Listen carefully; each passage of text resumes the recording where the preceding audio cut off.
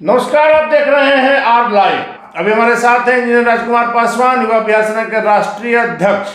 इनसे बात करेंगे जिस प्रकार से कल मुख्यमंत्री की समाधान यात्रा थी खगड़िया में, और जिस प्रकार से मुख्यमंत्री ने स्वर्गीय रामविलास पासवान के क्षेत्र में जाकर के कुछ बातें कही कि यहाँ अलौली की क्या स्थिति थी। विधायक संजीव सिंह थे और उन्होंने कहा कि इनके पिता आर्यन सिंह से आप पूछिए पहले क्या स्थिति थी। लोग यहाँ नाव से जाते थे स्वर्गीय रामविलास पासवान के गांव तक, उनके घर तक सड़क हमने बनाई। यदि कोरोना नहीं रहता तो विकास की रफ्तार और तेज रहती। इंजीनियर राजकुमार पासवान जी, क्या कुछ कहेंगे? देखिए, आपको बता दूं कि बिहार के सम्माननीय मुख्यमंत्री नीतीश कुमार जी जो समाधान यात्रा के लिए निकले हैं, तो उस जगह भी वो पहुंच रहे हैं जहां पे उन्होंने काम किए हैं। आपको बता दूं कि आदरणीय सम्माननीय स्वर्गीय रामविलास पासवान जी जो 50 साल तक लगातार केंद्र में मंत्री बने रहे और जहां से वो जन्म लिए, जो एक पहचान बना, और उसके बाद हाजीपुर से लोकसभा का चुनाव लड़ते रहे, लेकिन अलौली को के साथ सौतेलापन व्यवहार करने का काम किया। और छोटे भाई उनके पशुपति कुमार पारस जी, मझले भाई जो हैं, वो लगातार वहां से अलौली से विधायक भी रहे, लेकिन अलौली का विकास इन लोगों ने नहीं होने दिया, वहां के पासवानों को आगे नहीं आने दिया। और पुल सड़क कभी भी सपनों में नहीं सोच सकते थे जो नीतीश कुमार जी कराने का काम किए। आपको बता दूं कि वहां से नाव से लोग पार करते थे साहब। मैं जब गया था एक बार नॉमिनेशन में ये पशुपति कुमार पारस जी के यहाँ, तो वहां पे पानी का अंबार भरा हुआ था, बाढ़ का समस्या था। तो ये लोग किए क्या?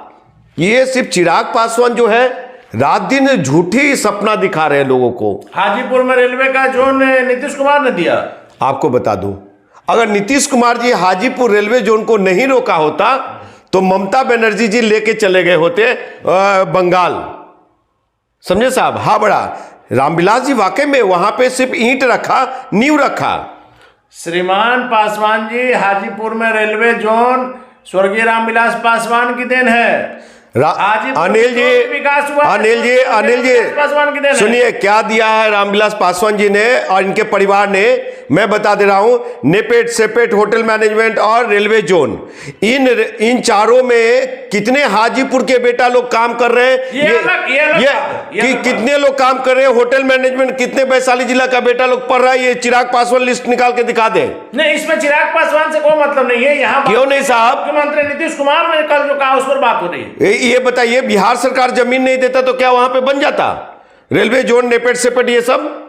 और ये बहुत बारे घपला भी आपको बता दूं कि स्टील अथॉरिटी ऑफ इंडिया का वहां पासवान जी, किसी जमीन के लिए, किसी परियोजना के लिए, कोई अगर परियोजना रहता है तो उसके लिए जमीन राज्य सरकार ही उपलब्ध कराती है। साहब करवाते हैं, लेकिन आप स्टील अथॉरिटी ऑफ इंडिया का काहे नहीं फैक्ट्री खुलवाए? बहुत सारा पैसा खर्चा हो चुका है सरकार का। आज गरीबों को मुफ्त अनाज मिल रहा है, ये स्वर्गीय रामविलास पासवान की देन नहीं है क्या? ये देखिए, चिराग पासवान और बीजेपी बड़का झूठा party, making fool of the Indian peoples. लोग को अनाज मिल रहा है साहब। चलिए, 4 किलो अनाज बांटने में 10 किलो अनाज की बर्बादी हो रही है, और उनके पिता के कारण हो गया। ये गरीबों का राइट बनता, अधिकार बनता है, जो कि देना पड़ेगा, मैंडेटरी है। आप किसको गुमराह कर रहे हैं? 135 करोड़ जनता है देश में, और आप 80 करोड़ को अनाज दे दिए। यानी कि आपका देश कितना गरीब है, ये कल्पना आप कर सकते हैं, सोच सकते हैं, विचारणीय है। तो इन गरीबों का ख्याल किसी ने क्यों नहीं किया? स्वर्गीय पासवान जी ने किया। सर, मात्र 20% लोग हैं ये बिजनेसमैन और नौकरी करने वाले लोग, और ये अपना घर द्वार ठीक से रखने वाले लोग। बाकी सब गरीब हैं, सरकार पे डिपेंडेंट है कि हमको अनाज मिलेगा तो खाएंगे। में जो है कि इतने लोग मुफ्त अनाज का लाभ ले रहे हैं, वो सामने है। मुफ्त अनाज के क्या साहब? आपको बता दो कि 42% लोग यहां से, युवा नौजवान लोग पलायन करते हैं। इसके लिए मुख्यमंत्री नीतीश कुमार और लालू प्रसाद यादव जिम्मेवार है। सर, मैं बता रहा हूं ना, यहां से लोग पलायन करते हैं, रोजी रोजगार ले करते हैं, तो 15,000, 20,000, 10,000 में काम करते हैं, तो वो लोग अपने पैसे से अनाज खा रहे हैं। ये भारत सरकार के अनाज थोड़ी ना खा रहे हैं। तो ये लोग झूठ बोलने में लगे हुए हैं, ये पूरे रामविलास पासवान के परिवार, चिराग पासवान और केंद्र का नरेंद्र मोदी सरकार। लेकिन पासवान जी, इस विषय पर हम चिराग पासवान की पार्टी से भी बात करेंगे, लेकिन हमने जो पशुपति कुमार पारस जी की पार्टी से बात किया, उनके राष्ट्रीय सचिव से बात किया, उनका साफ तौर पर कहना है कि स्वर्गीय पासवान जी के लिए सिर्फ अलौली नहीं है, पूरा हिंदुस्तान, पूरा बिहार उनका घर है, और उन्होंने पूरे जगह का विकास का ख्याल किया, ना कि मुख्यमंत्री की तरह सिर्फ नालंदा पर ध्यान दिया। साहब ठीक है, आप केंद्रीय मंत्री हैं, सिर्फ हाजीपुर के नहीं हैं, अलौली के नहीं हैं, पूरे देश का। आप बता दीजिए कि आप अलौली का विकास नहीं किए, हाजीपुर को आप ये हैदराबाद में जो चला गया वोट करके इलेक्ट्रॉनिक सिटी बन गई, वो इलेक्ट्रॉनिक सिटी हाजीपुर बनना था, केला का क्या कहते हैं रिसर्च सेंटर खुलना था, कहां गया? फूड प्रोसेसिंग के क्षेत्र में अभी पशुपति कुमार पारस बड़ी डील करने वाले हैं, बड़ा साहब 5 साल चला जाने वाला है, आप ये 4 साल केंद्रीय मंत्री, आप सांसद और मंत्री रहे, आप वहां पे 4 को काम नहीं किए पशुपति कुमार पारस जी, और आप अभी मोदी के तरह 2014 वाला जुमला देना चाहते हैं हाजीपुर के 22 करोड़ जनता, क्षमा चाहेंगे 22 लाख जनता को, 22 लाख वोटरों को आप जुमला देना चाहेंगे? जनता ने अपना विश्वास इस परिवार पर दिखाया है, चाहे वो जमुई। अब विश्वास नहीं दिखाएगा सर, आपके चैनल के माध्यम से कर रहा हूं कि 2024 के चुनाव में चिराग पासवान हार रहे हैं जमुई से, हाजीपुर से पशुपति कुमार पारस चचा हार रहे हैं, और समस्तीपुर से हार रहे हैं प्रिंस राज पासवान। इनका परिवार कहीं नहीं रह टिकेगा। आप नेता से ज्योतिष कब हो गए? सर जो भविष्यवाणी किया है हमने आज तक वो सच ही साबित हुआ, शायद एक आदि गलत हुआ होगा। अब मैं डंके की चोट पे कर रहा हूं कि चाचा भतीजे को तो मैं हरा दूंगा हाजीपुर में। वो लोग आए इस बार, पहले भी आपने प्रयास किया था? प्रयास किए थे, प्रयास तो करना जरूरी है, करत अभ्यास का। 2 बार आपने प्रयास किया था? सर 2 बार क्या, चीटी नहीं देखते हैं, चीटी एक दाना लेकर के चढ़ती है, तो आप मान रहे हैं ऑफिस चलती है।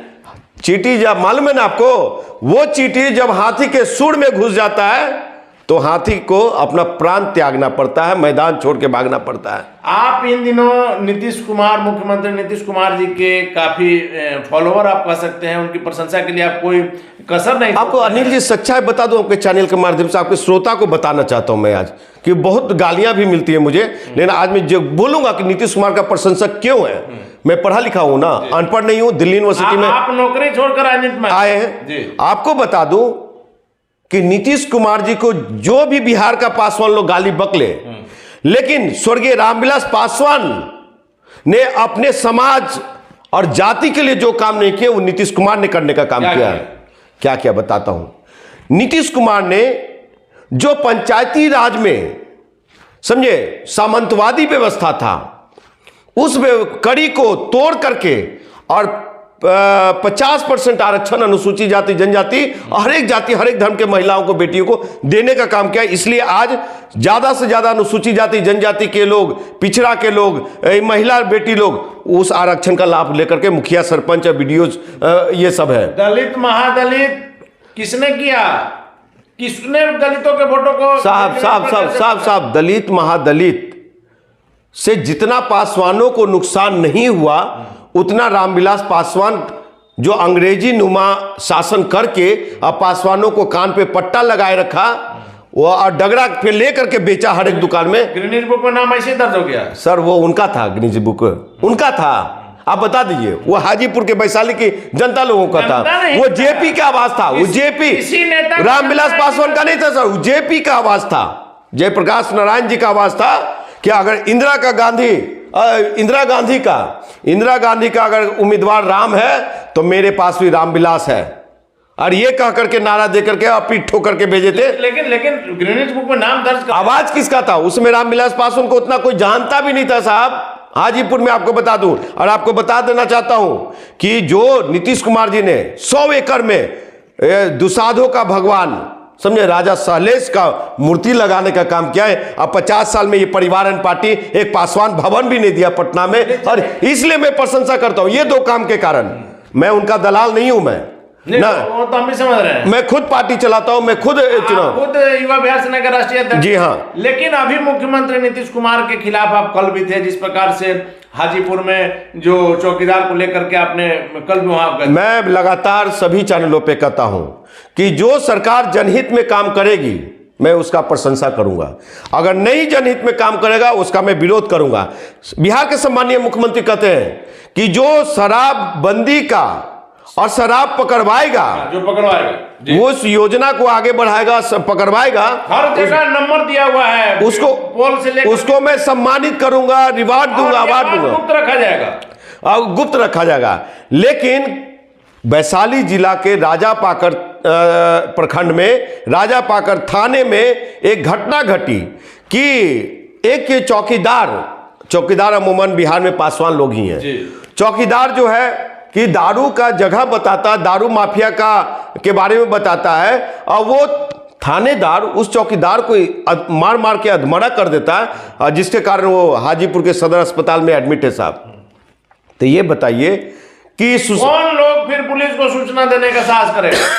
अनिल जी, आपको बता दूं कि ये हालात जो बन गया है, तो माननीय मुख्यमंत्री महोदय आप फिर कह रहे कौन सूचना देगा पुलिस को? ये थानेदार है जो इतना माफिया लोग के साथ मिला हुआ है। बिहार के डीजीपी साहब को, बिहार के सम्मानीय मुख्यमंत्री नीतीश कुमार जी को, बिहार के सम्मानीय उप मुख्यमंत्री तेजस्वी यादव जी को मैं कहता हूं कि अगर वाकई में आप शराबबंदी को पूर्ण रूप से बंद कराना चाहते हैं, सही ढंग से सुचारू रूप से चलाना चाहते हैं, तो आप पहले पुलिस को ठीक कीजिए। आपके थानेदार, बिहार के थानेदार सभी शराब माफिया से संलिप्त है, और माननीय मुख्यमंत्री जिस तरह से काम कर रहे हैं, तो मैं उनसे हाथ जोड़ के आग्रह करूंगा कि कम से कम सरकारी कर्मचारी का तो आप ये कर लीजिए। यही बात हम आपसे जानना चाह रहे थे कि चिराग पासवान भी लगातार इन्हीं बातों को कहते हैं कि शराबबंदी कानून से सबसे ज्यादा यदि लॉस हो रहा है, इसका दुरुपयोग यदि हो रहा है, उससे जो पीड़ित व्यक्ति हैं वो पासवान हैं, छोटी जाति के लोग हैं, जिन्हें इसी तरह से अंदर कर दिया गया है, जिनका कोई बेल कराने वाला कहीं सुनवाई नहीं होती। शराब पीना गलत बात है, ठीक है। अब शराब पी करके आप कहीं हत्या कर दीजिएगा, मर्डर कर दीजिएगा, किसी बेटी का रेप कर लीजिएगा, तो उसमें तो कानूनन प्रक्रिया चलेगी आपके खिलाफ। शराब पी के कोई मरता है तो इस पर राज्य सरकार की जवाबदेही नहीं है। सर एक चीज बताइए, हमारे घर में कोई भाई शराब पीना शुरू किया, क्या मुझे नहीं पता रहेगा? मेरे माँ बाप को पता नहीं चलेगा? मोहल्ला को पता रहेगा। तो उस बैड एलिमेंट्स को ठीक करने के लिए कोई रास्ता तो होना चाहिए ना। तो हम शराब में, कल मैं बैठा हुआ था न धरने में हाजीपुर, उन चौकीदारों को कहना था कि साहब शराबबंदी से बहुत सारे घर आबाद हुए हैं, और ये चिराग पासवान कहते हैं कि शराब से पीने वाले लोग को ये करना चाहिए, बंद किया जाना चाहिए। लेकिन जो निर्दोष, यदि कोई पी करके मर रहा है, इसमें उसके परिवार का क्या दोष है? चिराग पासवान ये कहते हैं कि आप मुआवजा दीजिए उनको। देखिए, चिराग पासवान कहते मुआवजा दीजिए, ठीक है, कहिए, बीजेपी भी कहती है, चिराग पासवान भी कहते हैं। ये बताइए, जब बीजेपी शासित प्रदेश में गुजरात में साहब पिछले साल ही 32 लोग मारे गए जहरीली शराब से, वहां मुआवजा चिराग पासवान मांगने क्यों नहीं गए? 2021 अप्रैल की घटना बता रहा हूं, वहां पे उत्तर प्रदेश में जहरीली शराब से 132 लोग मारे गए, वहां मुआवजा क्यों नहीं दिलाने गए चिराग पासवान? बिहार की बात है तो आप साहब बिहार में हैं कहां? आप तो बिहार के प्रविच्छु चिराग हैं, आप प्रविच्छु चिराग है, और आप यहां पे आते हैं पिकनिक मनाने। नहीं, चिराग पासवान सप्ताह में 5 दिन पटना में, बिहार में रहते हैं। सर और अभी आप कल की घटना ले लीजिए, जिस प्रकार से सिवान में जो जहरीली शराब से मौतें हुई थी, चिराग पासवान पीड़ित। सर जमुई में लोग पी के मर रहे हैं। जमुई में कितने लोगों को न्याय दिला पाए? जहां जहां ये गए, न्याय क्या दिलाएंगे? सर अपना है। वैशाली जिला में बेटी की रेप होती है, उसके घर पे गए, मुख्यमंत्री, उसमें कितने लोगों की अरेस्टिंग हुई? संबंधित पदाधिकारियों से बात करके समस्या का समाधान करने का प्रयास करते हैं, लेकिन सरकार सर मैं भी जहां जाता हूं, मैं भी डीएम को और एसपी को फोन लगाता हूं। मैं अब पूछता हूं कि डीएम साहब, जो अभियुक्त अभी तक फरार क्यों है, कब तक पकड़े जाएंगे? हम भी जाते हैं वहां पे, बात करते हैं, तो वो मेंबर ऑफ पार्लियामेंट होकर के, और जब उतना ही काम करते हैं तो राजकुमार पासवान तो कुछ भी नहीं, सदन का सदस्य नहीं साहब। पासवान से तो आपका पुराना ये अदावत है, लेकिन आखिरी सवाल आपसे है कि इन दिनों जिस प्रकार से महागठबंधन में खींचातानी चल रही है, रह रह करके मंत्रियों का जिस प्रकार से विवादास्पद बयान आ रहा है, कल फिर से पूर्व विधानसभा अध्यक्ष उदय नारायण चौधरी ने जिस प्रकार से कहा है कि सिमुलतुला में सरकार जो है वो लंगड़ी सरकार अभी है, यदि हमारी सरकार आती है, तेजस्वी यादव की सरकार आती है, तो सिमुलतुला को प्रखंड का दर्जा दिया जाएगा, वहां पर्यटक दृष्टि से उसको विकसित किया जाएगा। देखिए, उदय नारायण चौधरी जी गुड़ खाए गुलगुल्ला से परहेज, समझे साहब, पूरा मलाई खा करके राजनीति कर रहे हैं। और वो सरकार उनकी सरकार नहीं रही है, दोनों की सरकार, उन्हीं की उन्हीं की सरकार थी जो कहती थी कि बिहार का रोड सड़क हेमा मालिनी के गाल से चिक्कन होगा। ओमपुरी के भी गाल से भी चिक्कन नहीं रहा साहब। और नीतीश कुमार जी ने आए तो आज सड़कों का हाल देखिए, आज कैटरीना कैफ के भी गाल से चिक्कन हो चुका है। तो ये लोग है बोलने का कुछ और करते कुछ है। आज नीतीश कुमार जी का शासन न रहे और आरजेडी की शासन आ जाए तो आपको बता देता हूं कि बिहार में गुंडागर्दी फिर से बढ़ जाएगा, समझे। आज के कौन माफिया लोग हैं, बालू माफिया हो, शराब माफिया हो, ये सब माफिया हो, कौन लोग हैं ये लोग। और कहते हैं ये लोग जब जब सरकार में आए, सरकार के कारण अंधा हो जाते हैं। अरे भाइयों, आप लोग कम से कम बिहार हित में, समझे, समाज हित में काम करो, ये नहीं कि क्या कहते हैं अंधा बन गए। उदय नारायण चौधरी साहब क्या बोलेंगे सर, अपने जिस समाज से है उसके लिए 10 काम किए हैं वो उदय नारायण चौधरी जी, अवसर बहुत मिला है, समझे। लालू जी के नाम पे बहुत तांडव किए हैं, बहुत आगे तक गए हैं। तो ये पहले अपना घर तो ठीक कर ले, जितना बाहर की बात करें। लेकिन ये कहा जा रहा है कि मुख्यमंत्री नीतीश कुमार की जो सरकार है, महागठबंधन की जो सरकार है, अब ज्यादा दिन चलने वाली नहीं है। कल पशुपति कुमार पारस जी ने भी कहा।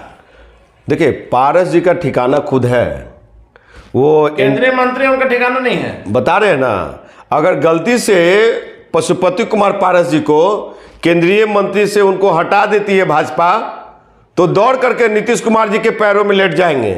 आप बिहार में कहेंगे प्रभु हमको मंत्री बना दीजिए। आपको ये मैं आपको ऑन रिकॉर्ड कर रहा हूं। मैं इन लोग के परिवार का कोई ठीक नहीं है, ये पूरे परिवार मौसम वैज्ञानिक है। चलिए, तो ये थे हमारे साथ युवा बिहार सेना के राष्ट्रीय अध्यक्ष इंजीनियर राजकुमार पासवान, जिनका साफ तौर पर कहना है कि चिराग पासवान की जमुई से इस बार जीत 2024 में मुश्किल है। साथ ही साथ हाजीपुर में उनके चर्चा को लेकर के भी इन्होंने भविष्यवाणी की। हालांकि इंजीनियर राजकुमार पासवान के दावों में, इनकी भविष्यवाणी में कितना दम है, यह तो वक्त बताएगा। लाला बने रहे आर लाइव के साथ।